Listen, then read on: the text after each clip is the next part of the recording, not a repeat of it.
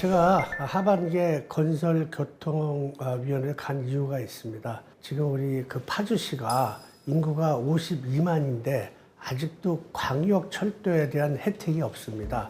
광역철도를 활용하려고 하면 서울이나 용산, 수소로 가야 되는데 아니면 그 서북부 지역의 행신역으로 가야 합니다. 파주를 조금 더 활용하고 갈 수 있는 광역철도를 꼭 연장하고 싶은 마음에 건설교통위원회 상임위로 정했던 것입니다. 국가철도계획만 제5차 계획에 국가철도에 대한 부분을 반영을 해달라고 국토부에 2024년도 2월에 건의를 했고, 그리고 또 한 가지는 KTX에 관련된 부분에서 서울에서 문산까지 갈 수 있는 그러한 부분도 함께 진행하고 있습니다. 그래서 우선 중요한 건 국가철도 5차 계획망에 꼭 그 광역철도 계획이 포함시키는 것입니다. 그리고 또 하나는 지금 저희 국토부에 이제 건의도 했지만 삼송부터 금천역까지 하는 갇힌 통일노선이 있습니다. 이러한 삼송에서 금천역까지 가는 통일노선도 국가 제5차 철도 계획망에 꼭 포함시킬 수 있는 그러한 부분을 가고 있고요. 거기에 관련돼서 국토부에서 2024년도 2월에 3억이라는 예산을 만들어줬습니다. 그래서 아마 지금 용역사 선정을 하는 준비를 하고 있는 걸로 지금 제가 알고 있습니다.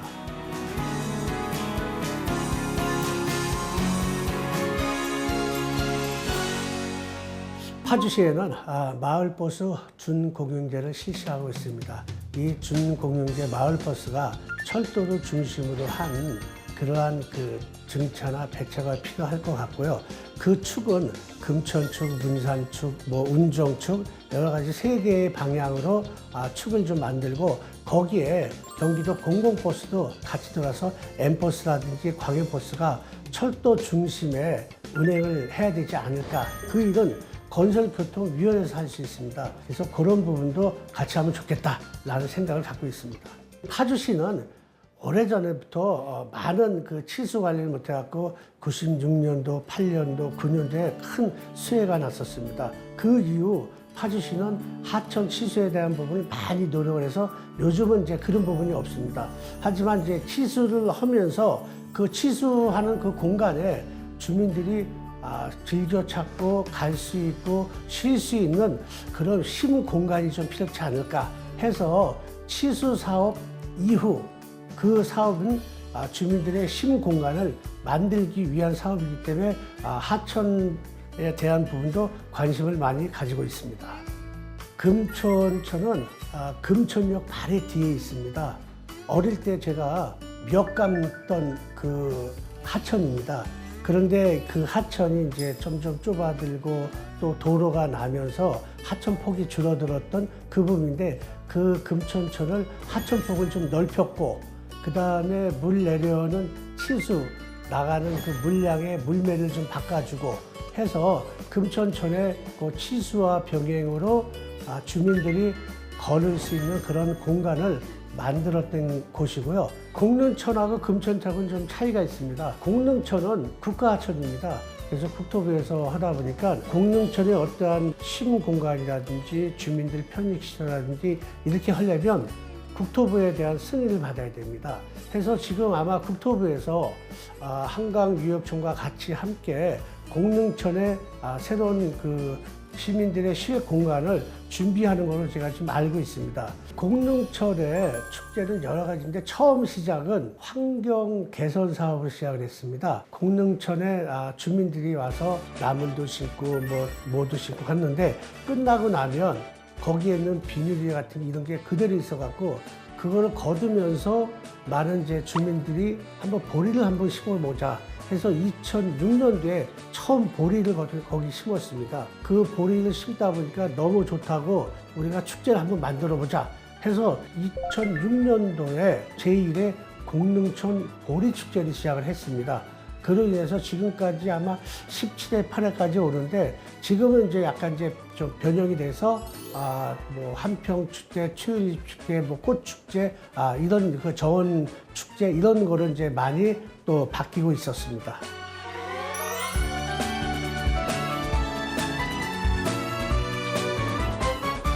이번에 준비한 소품은 금천초등학교 42회 졸업생인 졸업 앨범입니다. 요 가운데 보시면 제 안명규 아마 그 얼굴이 나올 것입니다. 제가 금천초등학교 42회 졸업생입니다. 저희 아이들도 금천초등학교 70회, 72회 졸업생입니다. 그리고 제가 금천초등학교 2013년도에 운영위원장 할 때는 학생 수가 한 1000여 명 정도 있었는데 지금은 450명 정도 이 정도뿐이 안 되고 저희 어릴 때는 그 초등학교가 졸업할 당시에 제가 3000명이었습니다. 아마 이러한 부분이 원도심 지역의 세태와 또 주변의 신도시와 또 이런 건설로 인해서 학령 인구가 줄어드는 많이 안타까움을 갖고 있습니다. 제가 학교 운영위원장을 한 14년 정도 한 것 같습니다. 물론 이제 학부모회장도 했고요. 학교에서 필요한 여러 가지 부분, 운동장 문제라든지 인조단지, 그 다음에 그 여러 가지 현대 사업, 소규모 학교 개선 사업, 뭐 이런 사업들을 필요로 하는 부분을 제가 선생님들이나 또 교장 선생님들하고 교류가 있다 보니까 많은 부분을 저한테 얘기를 해 주셨습니다. 그래서 처음에 교육기획위원회 간 것이 그런 학교에 대한 여러 사업을 시작을 한 것 같습니다. 제가 시연할 때 금천초등학교에 대한 부분을 받았을 때 가장 거기에 문제점이 뭐였냐면 통학로 확보였습니다. 그 당시 통학로는 아이들 한 명이 겨우 지나가는 그런 상황을 제가 두세 명이 넓게 지나갈 수 있는 통학로 확보 개선 사업을 해서 시작을 했고요. 통학로 개선 사업을 하면서 담장을 약간 안으로 밀면서 현대화 사업을 하면서 조금 통학로하고 아이들 그 다닐 수 있는 넓이를 넓혔다는 부분하고 그런 개선 사업을 함께 했습니다.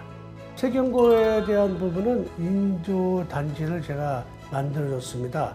그래서 세경고와 파주중학교가 함께 쓰고 있습니다. 또 하나는 세경고에서 공모사업으로 이제 국비로 내진 설계 비용으로 20억을 받은 사례가 있습니다. 도에서 또 5억 정도를 해서 지금 세경고가 지진 내진 설계 사업을 진행 중인 걸로 알고 있습니다. 경기도 교육청에 금융교육 조례안을 제가 대표 발의했습니다. 그것은 미래의 사회에 금융을 알지 못하면 살 수가 없다는 부분을 저희는 충분히 인지하고 있습니다. 또한 학생들이 제대로 학교에서 금융교육을 받다 보면 금융 사기라든지 요즘 또 문제되고 있는 전세 문제, 전세 사기 문제 이런 문제도 조금씩은 학교에서 좀 미리 좀 접근해서 그런 교육을 해야 되지 않을까라고 해서 금융교육에 대한 조례를 한 것을 가장 크게 와닿고요. 파주교육청이 이게 국으로 지금은 그 전에는 과였는데 올해 국으로 승격을 했습니다. 그 국으로 가기 위해서는 여러 가지 이제 요건이 필요한데 첫 번째는 인구가 50만이 넘어야 됩니다. 근데 파주가 52만이 넘었고 학생 수가 5만이 넘어야 됩니다. 파주가 또 5만이 넘었고 그 다음에 학교 수는 저희가 뭐 100여 개 이상 돼 있습니다. 그래서 충분히 국으로 승격이 돼야 됐음에도 불구하고 하질 않았습니다.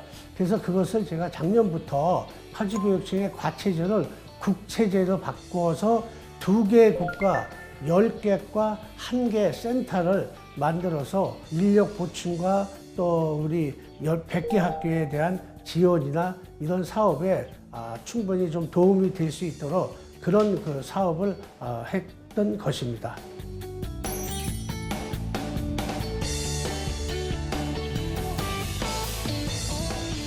경기도의회 그 마스코트가 소원입니다. 또 그리고 제가 소띠입니다. 그러다 보니까 주변에 있는 선후배들이 너는 소띠니까 소처럼 뚜벅뚜벅 열심히 일 좀 해봐라. 그리고 자고 우면하지 말고 앞만 보고 가면서 뚜벅이처럼 꼼꼼하게 했으면 좋겠다. 황소처럼 뚝심 있게 일하는 뚜벅이 의원 안명규라는 이제 별명을 지어준 사례가 있습니다. 저는 지금 경기도 의원이기도 하지만 제가 파주에서 자라고 태어났기 때문에 중요한 것은 늘 함께하는 도의원이 되고 싶습니다. 제가 경기도민과 함께 부르고 싶은 노래가 있습니다. 젊은 미소라는 노래인데요. 제가 한번 불러보겠습니다. 나의 꿈, 나의 모든 것 어여쁜 꽃 한 송이